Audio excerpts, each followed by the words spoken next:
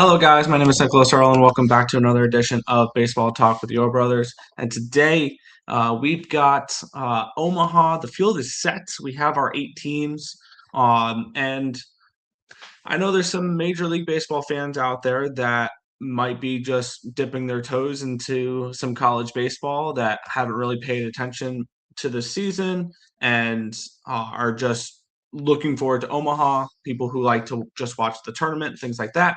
And you're wondering who's playing and who to watch, potential draft prospects for your teams to draft in this upcoming draft. So we'll be looking at those 8 teams heading into Omaha. West Virginia, Troy, North Carolina, Mississippi, Oklahoma, Alabama, Texas, and Georgia.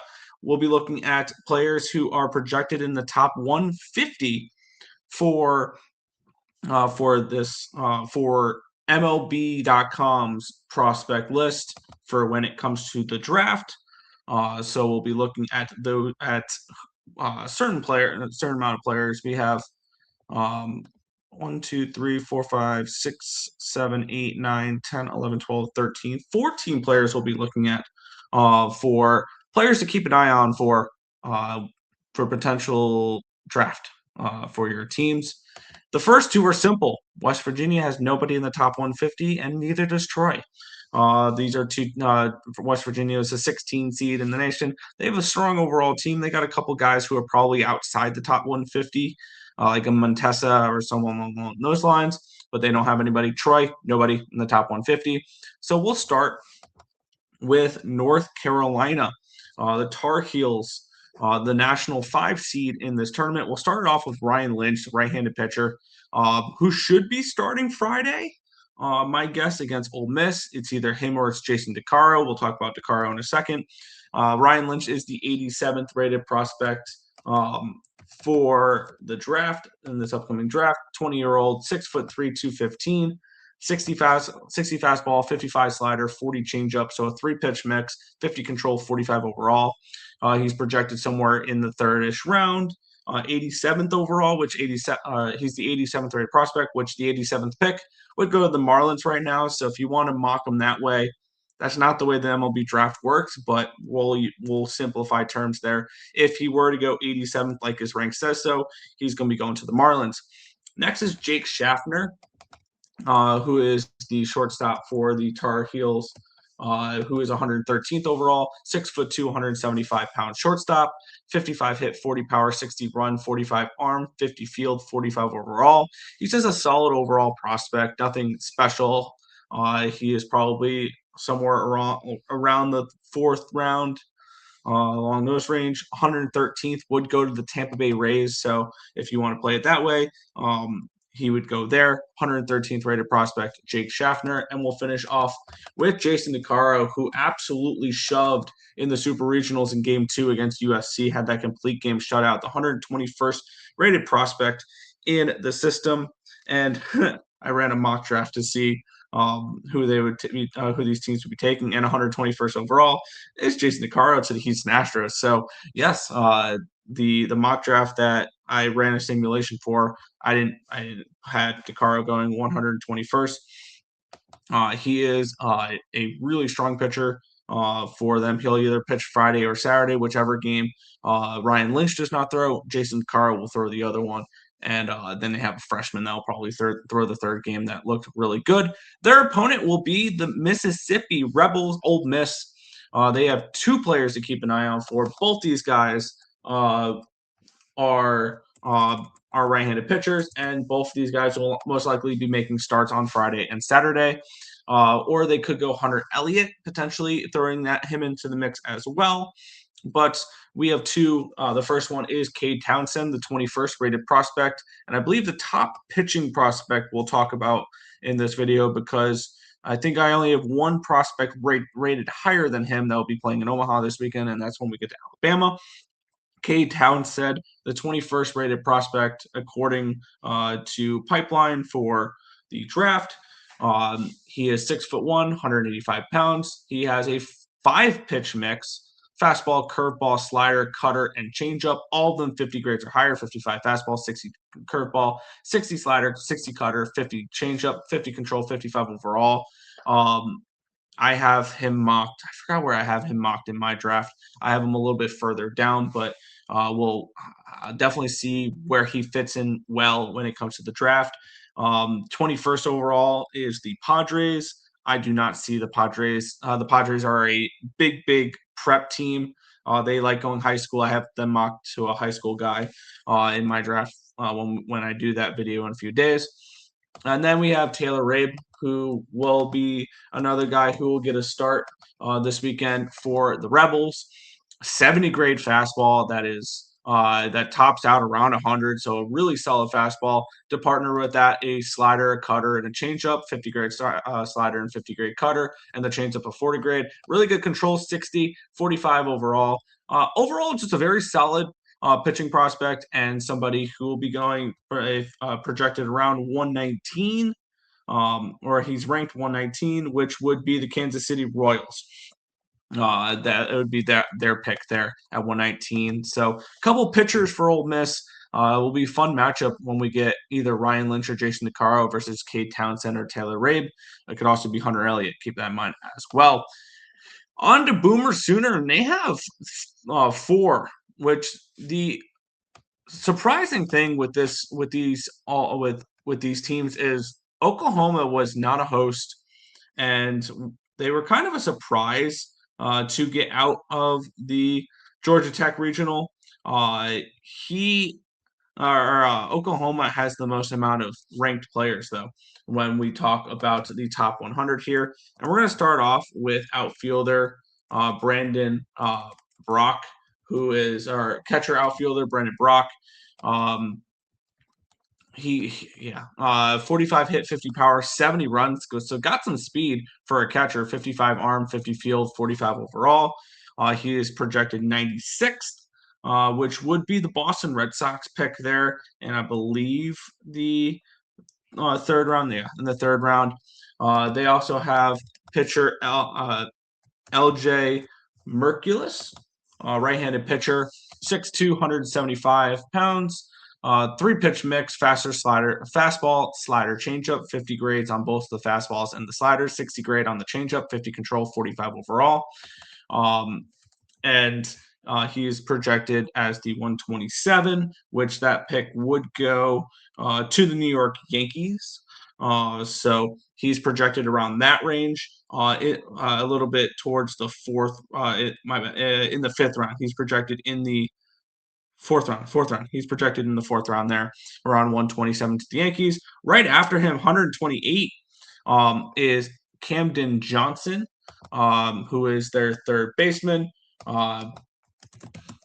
Projected there, 128, 6 foot, 176 pounds.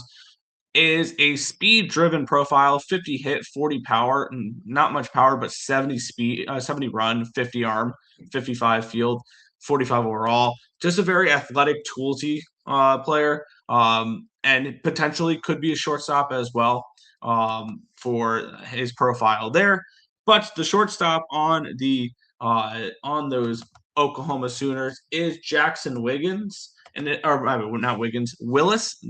Jackson Willits. And if that Willits name sounds familiar to you, yes, his younger brother was drafted number 1 overall in last year's draft, and that was Eli Willits of the Washington Nationals. Jackson projected 132, which is the end of the 4th round, which would be to the Dodgers. At 132 would be the Dodgers pick there in the 4th round. 50 hit, 40 power, 50 run, 50 arm, 50 field, 45 overall. Just an average type of prospect there towards the back of this 150 list. But we'll move on to the next team, and that is Alabama, which they've got one guy, but this is the best prospect we will talk about in this entire video because everyone else has already been eliminated. And that is Justin LeBron, shortstop for the Alabama Crimson Tide. The best overall prospect, the 60-grade prospect, the 5th rated prospect in the draft rankings here. 6'2", 180-pound shortstop for Alabama. 45 hits, 60 power, 60 run, 60 arm, 60 field. Very toolsy shortstop that a lot of teams would love to get their hands on towards the top of that draft. I think I have him. I think I mocked him to. Where did I mock him to? I want to say the Athletics. I think I mocked him to the Athletics in my latest mock draft, which I will probably tinker a little bit before I record that video. Number 5 overall would have him going to Pittsburgh, though. Uh, so Justin LeBron, the number 5 rated prospect for Alabama. So we'll head to our final matchup, which is Texas versus Georgia. Texas has 3 guys we'll touch on here.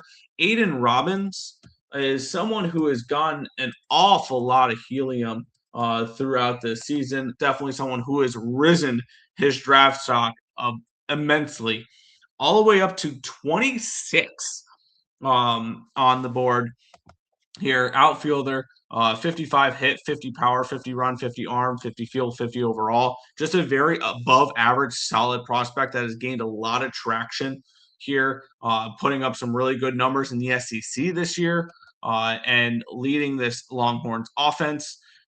Just a prospect that you got to keep an eye on for him. 26th rated prospect would have him as a compensation pick to the Atlanta Braves at the end of the first round there. And then they also have right-handed pitcher Ruger Rios, who will be either the Friday or the Saturday guy. For him, I would not be surprised if they throw him against Georgia. 6 foot, 195-pound right-handed pitcher with a 5-pitch mix: fastball, curveball, slider, cutter, and splitter. With a 65 grade on that fastball, 50 on the curveball, 45 on the slider, 55 on the cutter, 60 on the splitter, a 55 control, and a 50 overall. One of the better pitching prospects here, projected at 58, which would be the Cincinnati Reds pick there in the second round.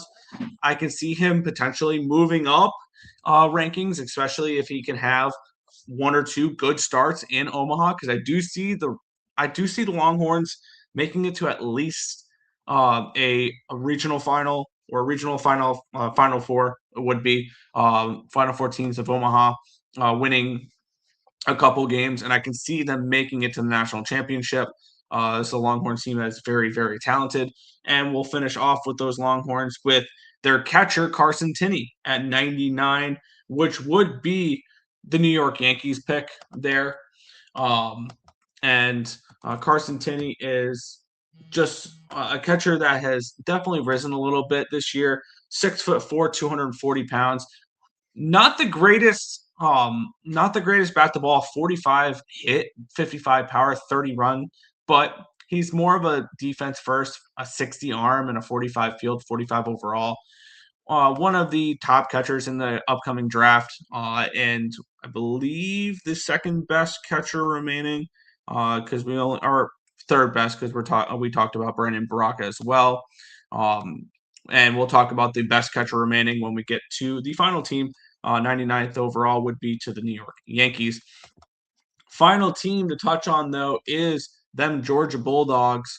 And they have 2 players we'll talk about here. Daniel Jackson, the top-rated catcher in this video. 50 hit, 55 power, 50 run, 55 arm, 45 field, and a 50 overall. He has had a really, really solid season. He is one of the finalists for the Golden Spikes and is somebody who has risen his draft stock throughout the year. He is 55th rated here, which the 55th pick would be in the second round to the San Francisco Giants. And then finally, to end the video here, the last guy we have is Joey Volchko, which is a right-handed pitcher. 6'4", 225 pounds, with a 4-pitch mix, 60 fastball, 40 curveball, 60 slider, and 40 splitter. So primarily fastball, slider, and he definitely needs to improve on either the curveball or the splitter to find a true third pitch there. But he is somebody who could start. They can also throw him out of the bullpen. I believe they started him against Mississippi State, and they had Vigu come out of the bullpen, or it was vice versa. I forgot which order it was in that game that they won.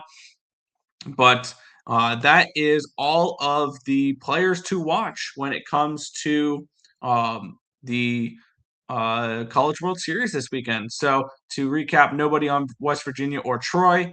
North Carolina has Ryan Lynch, Jake Schaffner, and Jason DeCaro. The Mississippi Rebels have Cade Townsend and Taylor Rabe.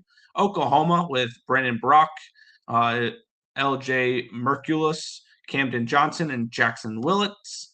Alabama with Justin LeBron, Aiden Robbins, Ruger Riojas, and Carson Tinney for the Texas Longhorns. And the Georgia Bulldogs wrap it up here with Daniel Jackson and Joey Volchko.